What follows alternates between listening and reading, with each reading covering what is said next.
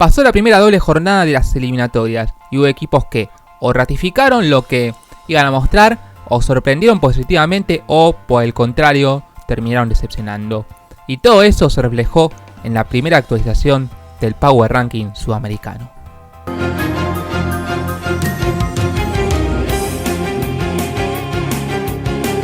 Muy buenas a todos y bienvenidos a un nuevo Jueves Redondo.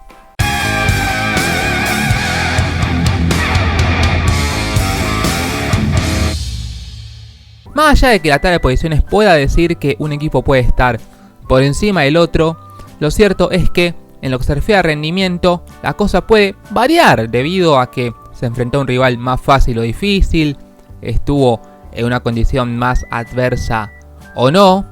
y por eso hay diferencias entre lo que se refiere a el ordenamiento por puntos con el ordenamiento en lo que se refiere a rendimiento de cada uno de los equipos que integran esta eliminatoria. El último lugar lo sigue ocupando la selección de Bolivia, un equipo que tuvo un debut nada auspicioso visitando a Brasil con una goleada 5-0 en contra que tranquilamente pudo haber sido por más goles, y por el otro lado también estuvo el partido contra Argentina, esta vez el local en la altura de La Paz, pero más allá del gol de Moreno Martins no mostró mucho más y claro, la Argentina con bastante más organización terminó imponiéndose en aquel encuentro. Aparte de todo eso también está la denuncia contra César Farías por el hecho de que presionaba a jugadores para que firmen con una agencia de representación que casualmente era la misma que él. Una situación completamente adversa para este seleccionado que tiene muchos jugadores del medio local que, aprovechando que aún no había vuelto a la competencia junto con la Superliga, la Liga Profesional de Fútbol, que volverá en principio a fin de mes, más allá claro de lo que es Copa Libertadores, y eso lo quiso aprovechar con un grupo de entrenamiento que estuvo constantemente practicando a las órdenes del entrenador venezolano, buscando algún resultado positivo que no pudo concretarse. En el puesto 9 tenemos un equipo que bajó un puesto. Estamos hablando de Venezuela, un seleccionado que en el primer partido había caído categóricamente ante su par de Colombia por 3-0 y que en la fecha siguiente ante Paraguay, más allá de que hubo una leve mejoría y que incluso pudieron haber empatado con el penal sobre la hora, pero el hecho de haber errado el mismo hizo que terminasen perdiendo también ese encuentro. Pese al saldo negativo de 0 puntos de 6, el equipo venezolano tiene un cierto margen de mejora, ya que fue un arranque que si bien no fue el más difícil de todos, tampoco fue el más fácil, visitando a un seleccionado muy poderoso como es el Cafetero y recibiendo a Paraguay, que está en constante evolución. Por ende, en la próxima fecha de eliminatorias uno puede esperar a ver un resultado más favorable para los vinotintos. En el puesto número 7 y subiendo un puesto tenemos a Ecuador, quizá la revelación en esta doble jornada,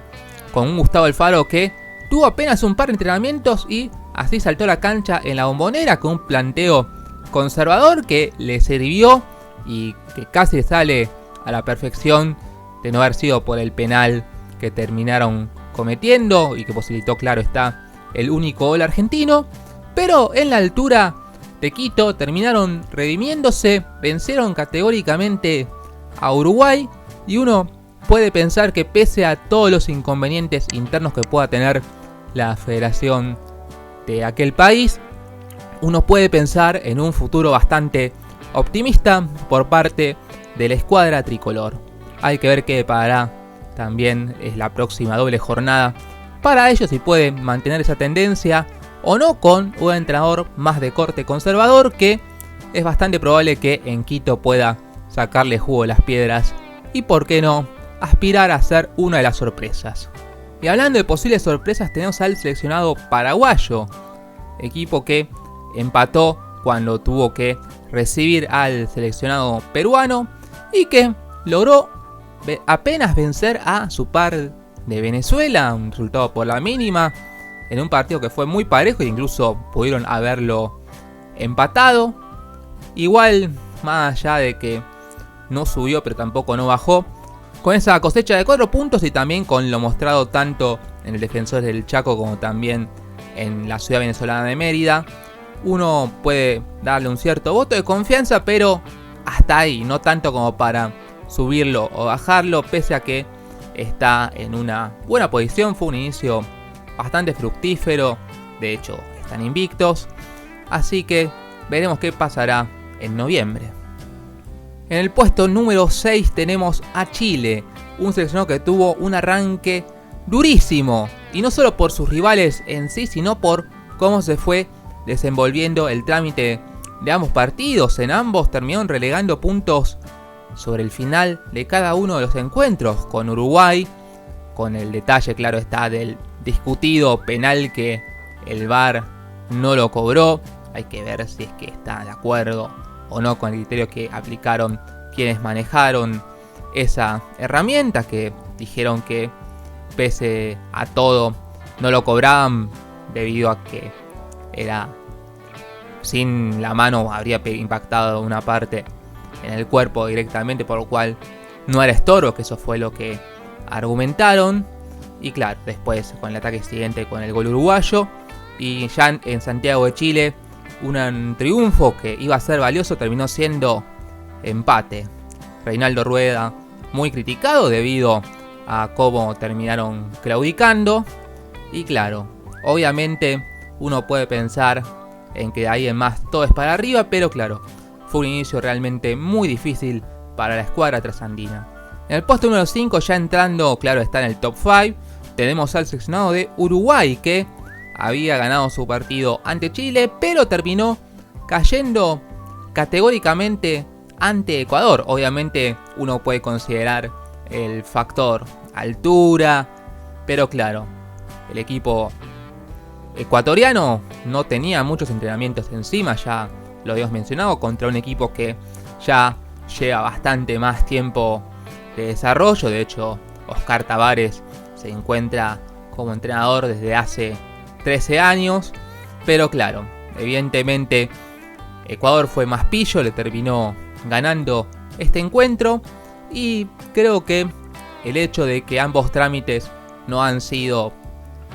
realmente muy favorables hizo que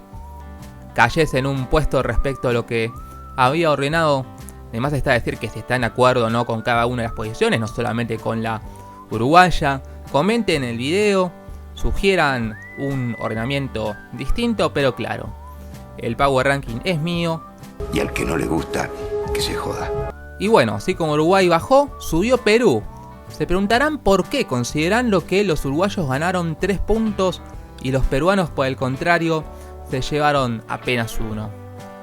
El hecho de haber afrontado un trámite un tanto adverso contra el seleccionado paraguayo, que iban ganando el partido, se los dieron vuelta, pero finalmente consiguieron el empate, y además mostró un rendimiento muy prometedor cuando le tocó recibir a Brasil en un partido realmente muy discutido debido al cobro de árbitro Bascuñán respecto a los 2 penales, sobremanera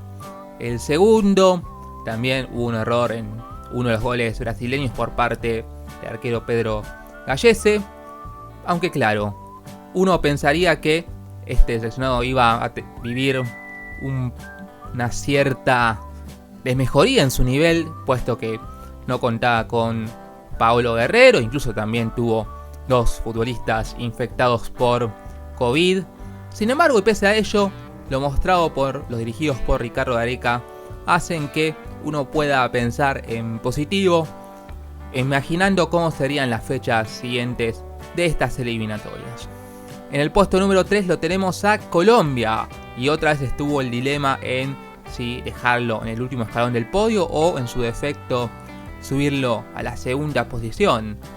Quizá también influyó mucho en la decisión el hecho de que estuvieron muy cerca de perder el partido contra Chile, dejando de lado, claro, la muestra categórica que fue el 3-0 ante los venezolanos. Pero claro, uno puede pensar que con esta salvada de papas por parte de Radamel Falcao, quizá podía bajar un poco esa consideración, pero claro, Obviamente esto recién empieza, faltan aún 16 fechas, el camino es largo y también claro, han conseguido 4 puntos de 6, lo cual no es poca cosa ni mucho menos. En el puesto número 2 lo tenemos a Argentina, más que nada también por el buen sabor de boca que dejó la actuación en la altura de Bolivia, porque claro, si bien contra Ecuador no fue un muy buen nivel, sino prácticamente todo lo contrario, que fue un equipo que no pudo modificar el libreto que le propuso Gustavo Alfaro en lo que se refiere al seleccionado ecuatoriano, con un equipo defensivo, con una Argentina que no supo romper ese férreo esquema por parte de los tricolores. Con el partido siguiente y con el ingreso de Palacios por Marcos Acuña, han mostrado una dinámica muy distinta a la del partido en La Boca, con claro, un equipo que obviamente ante un rival más limitado, pero claro, compensado por el hecho de jugar en una condición bastante adversa como lo es la altura de La Paz. Quizá el seleccionado argentino es el que se hace más la película en lo que se refiere a este aspecto. No obstante, el planteo fue realmente muy positivo, los cambios también muy buenos, el ingreso de Joaquín Correa fue vital, no solamente por el gol que terminó anotando para establecer las cifras finales. Obviamente el margen de mejoría es bastante grande, más sabiendo los rivales que jugaron. Ahora se les tocará enfrentarse a Perú y a Paraguay, que uno supone que será un escalón más arriba. Pero claro, si el objetivo de Scaloni era establecer un equipo de memoria, está en vías de eso. Obviamente hay nombres que son más discutidos que otros. Por ejemplo, si en la Fiorentina Germán Pezzella y Martínez Cuarta logran coexistir en la estructura del equipo italiano, quizá no tenga mucho sentido seguir recurriendo a Otamendi, no solo por esta cuestión, sino también porque hay otros nombres que tranquilamente podrían reemplazarlo, como Lisandro Martínez o también José Luis Palomino, por citar dos de los ausentes en la convocatoria. Quizá en menor medida la cuestión de Franco Armani o Emiliano Martínez, que fue mucho de lo que se habló en la previa al partido contra Ecuador. Aunque claro, como dijimos, el margen es largo, hay que seguir delineando los planeamientos para los partidos siguientes como para mantener esta buena senda. Y en el puesto número 1, claro está el seleccionado brasileño. Un equipo que pudo sobreponerse a un trámite adverso del partido contra Perú y que tuvo un entrenamiento prácticamente ante Bolivia, metiéndole 5 goles, tranquilamente pudo haber sido mayor la renta. Y claro, contra los peruanos han comenzado de forma muy adversa, con goles de otro partido prácticamente. Golazo del primero peruano, el segundo un rebote que se terminó colando en la valla verde amarela, pero de la mano de Neymar y también claro de esta buena estructura que dispuso Tite, uno puede imaginar que el recorrido brasileño no va a ser tortuoso ni mucho menos, sino prácticamente todo lo contrario. En noviembre seguramente se va a actualizar este ordenamiento, claro está, después de la